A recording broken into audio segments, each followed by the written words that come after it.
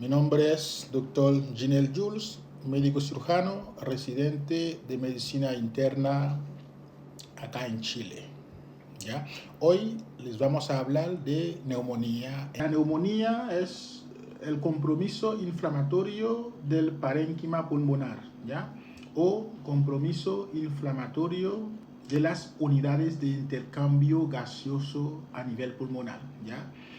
Este compromiso puede ser lobar en caso de que sea una neumonía localizada o presentar una afectación difusa, lo que se conoce como bronconeumonía.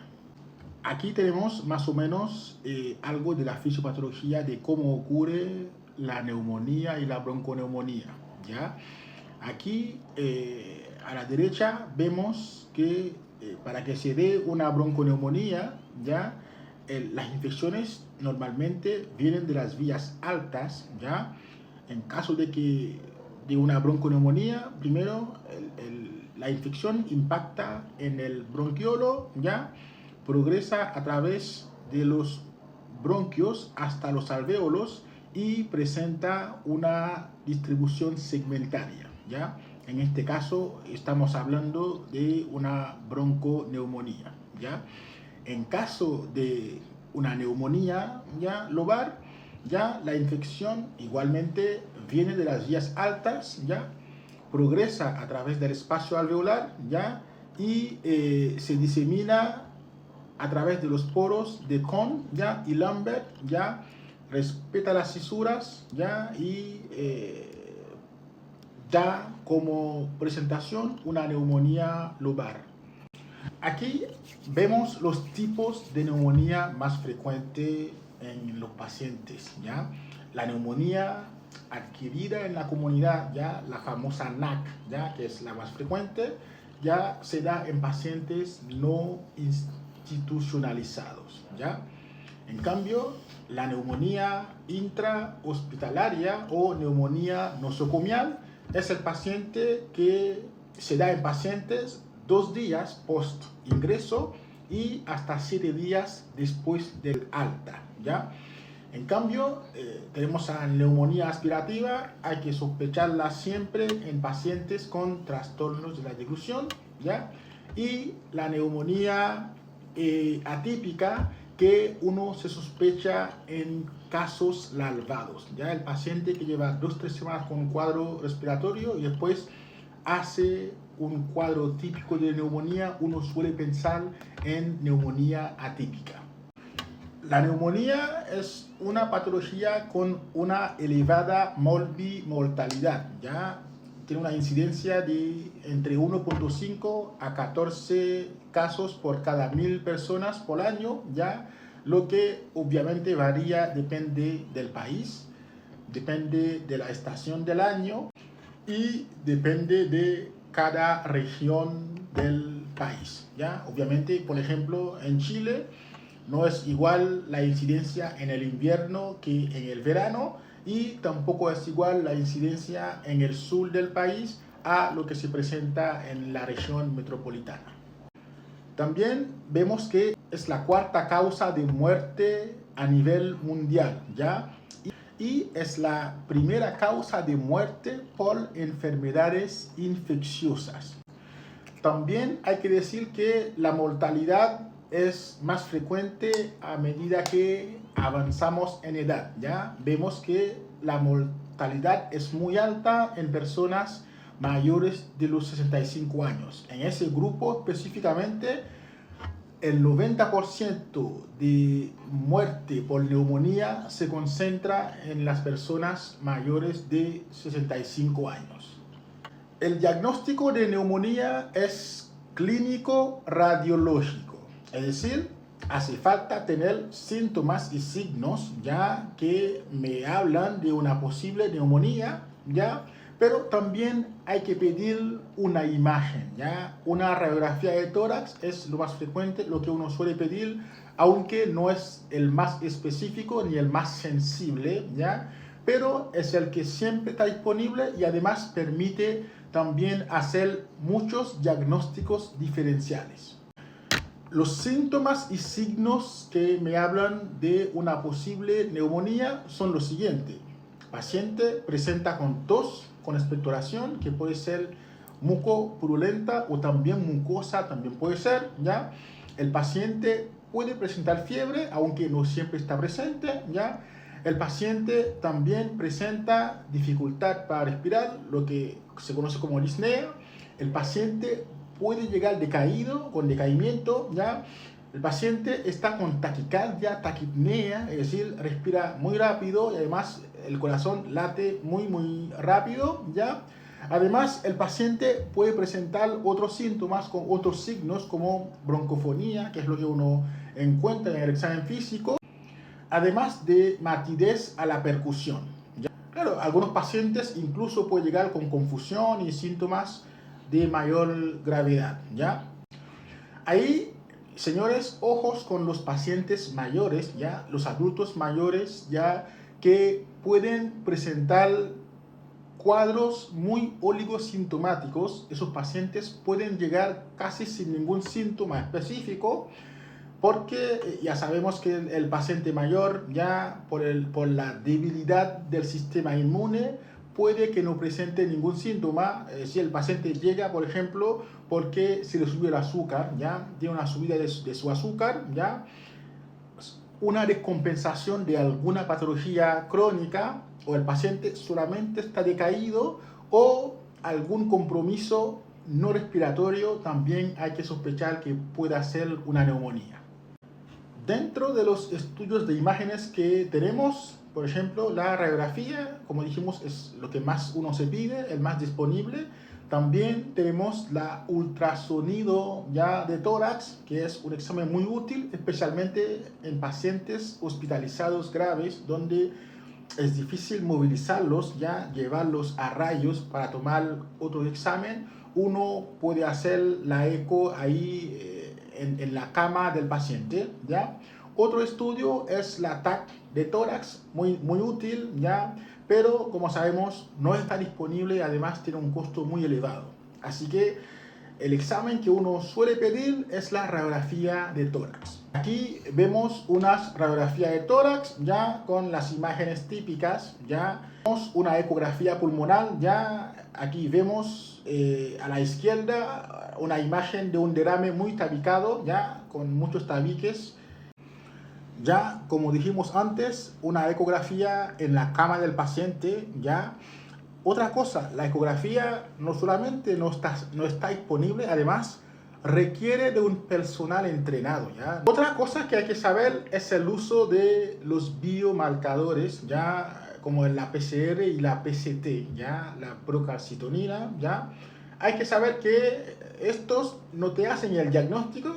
Ya dijimos que el diagnóstico es clínico más la radiografía de tórax, ¿ya? Pero pueden ser útil, por ejemplo, la procalcitonina es muy útil para predecir ya la mortalidad y la estancia hospitalaria de los pacientes, ya que una PCT muy elevada al ingreso se suele asociar con una alta mortalidad y una alta estancia en el hospital, ¿ya? En cambio, una PCT muy bajo, ya por debajo de 0.1 al ingreso, nos habla de una neumonía no tan grave, es decir, que de una baja mortalidad y además de una baja estancia hospitalaria, ¿ya? Lo otro es que no se recomienda tampoco su uso de rutina, ¿ya? Hay que dejarlos para pacientes un poco más graves, ¿ya? Y además también son costosos y tampoco están disponibles en todos los centros de salud, ¿ya? Por lo tanto, no te hacen el diagnóstico, no hay que usarlos de rutina, pero sí en algunos pacientes pueden servir para tener un pronóstico del paciente y saber a qué nos enfrentamos, ¿ya? La PCR es más sensible que la PCT, pero la procalcitonina, como dijimos, te da un pronóstico de estancia hospitalaria y además de mortalidad en los pacientes. Los factores de riesgos son los siguientes, ¿ya? para neumonía son los siguientes: pacientes mayores de 65 años, pacientes con algún tipo de inmunosupresión, ya sea pacientes oncológicos, pacientes que viven con VIH, ya, o pacientes que reciben alguna terapia que pueda suprimir su sistema inmune, ya, comorbilidad respiratoria, paciente con EPOC, paciente con asma, ya, pacientes con fibrosis pulmonar, ya, comorbilidades cardiovasculares, pacientes hipertensos, pacientes diabéticos, ya, los dislipidémicos, los pacientes con alguna cardiopatía coronaria, por ejemplo, ya, paciente oncológico, ya dijimos, ya, pacientes tabáquicos, ya, pacientes que fuman, ya, pacientes desnutridos, pacientes obesos, ya, pacientes en situación de calle, ya, personal de salud y personas que viven con niños chicos, ya. Eso no es porque los niños son malos, sino que los niños van al colegio y traen los bichos a la casa, es decir, también es un factor a tener en cuenta. En cuanto a la etiología, la neumonía en muchos países del mundo, por ejemplo en Estados Unidos, la causa más frecuente es viral, ¿ya? Pero en Chile la causa más frecuente sigue siendo la causa bacteriana, ¿ya? Dentro de las bacterias, la más frecuente encontrada es el neumococo, ¿ya? El llamado Streptococcus pneumoniae, ¿ya? Que es la que causa más de 35% de las causas bacterianas, ¿ya? También tenemos el Haemophilus influenzae, ¿ya? Bacteria muy importante y hay que ir a buscarlo dirigidamente en pacientes mayores de 65 años. De ahí es que en ese grupo de edad siempre uno hace el manejo con amoxiclavulánico, ¿ya? El estáfilo, que no es tan frecuente, pero también se suele encontrar y se asocia especialmente con pacientes que cursan neumonía post-influenza, ¿ya? Como concepto, la neumonía post-influenza es el paciente que tuvo influenza y 2 semanas después hace una neumonía. Uno suele pensar que es una neumonía post-influenza, ¿ya? Otras bacterias, por ejemplo las atípicas, el Mycoplasma, ¿ya? Pneumoniae, ¿ya? La Legionella, entre otras bacterias, ¿ya? Y de los virus, las más frecuentes sigue siendo la influenza, la parainfluenza y el virus sincitial respiratorio, ¿ya? También hay una gran cantidad de coinfección, es decir, el paciente está con la neumonía, cuando uno lo estudia encontramos que está tanto la causa bacteriana como la causa viral, ¿ya? Coinfección.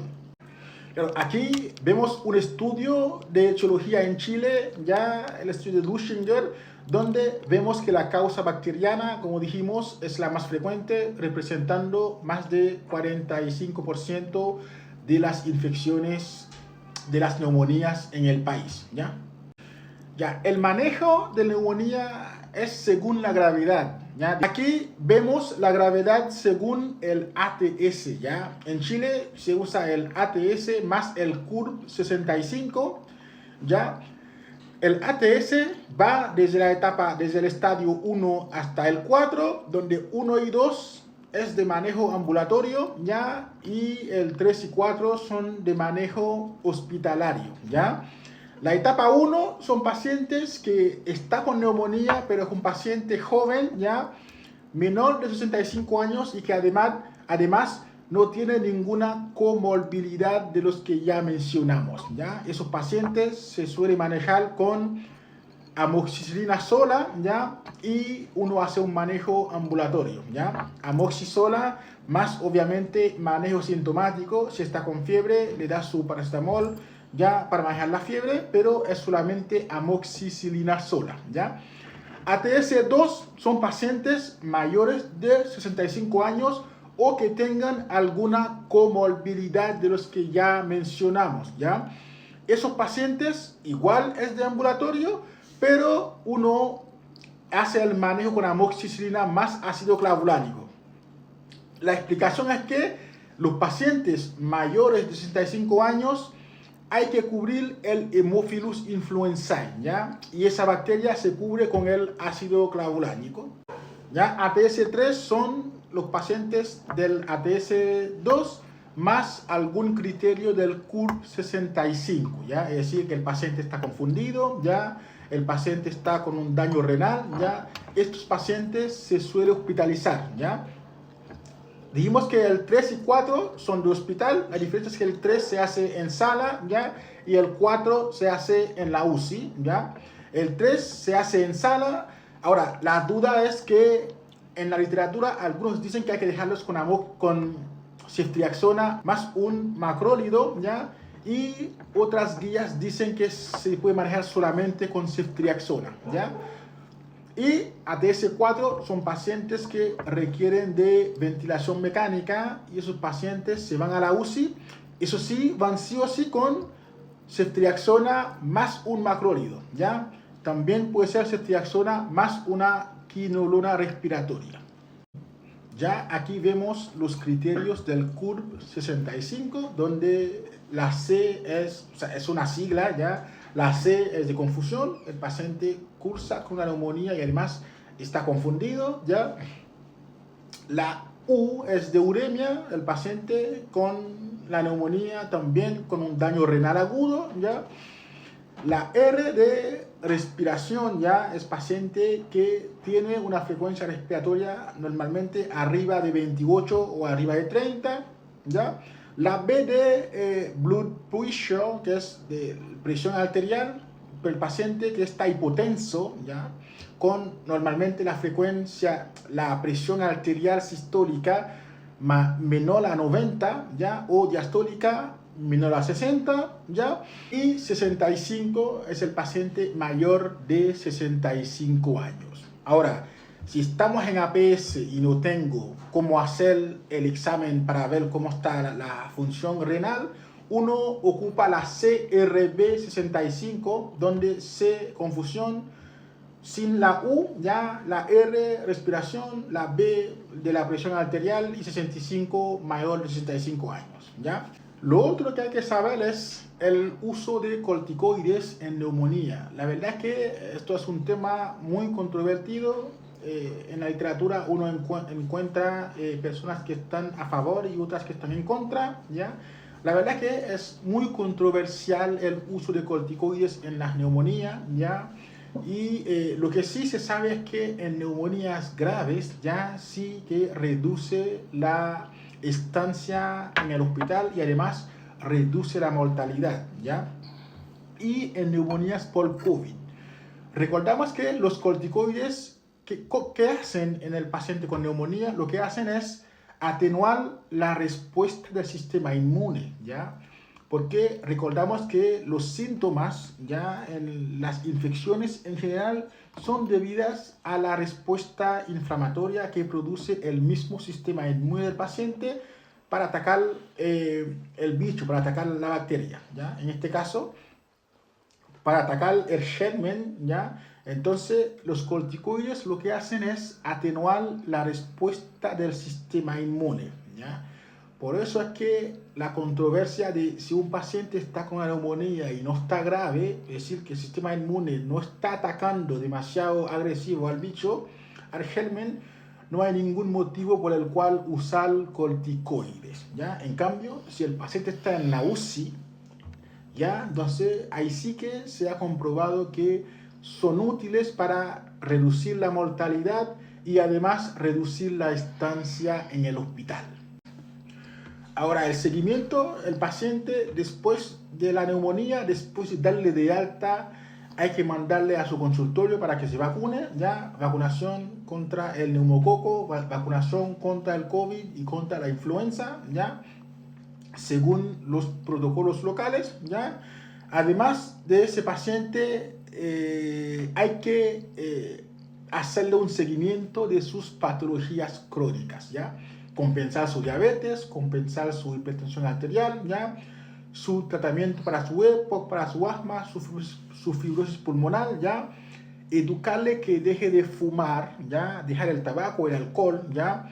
Bajar de peso, ya que estas cosas pueden ayudar a evitar un nuevo episodio de neumonía.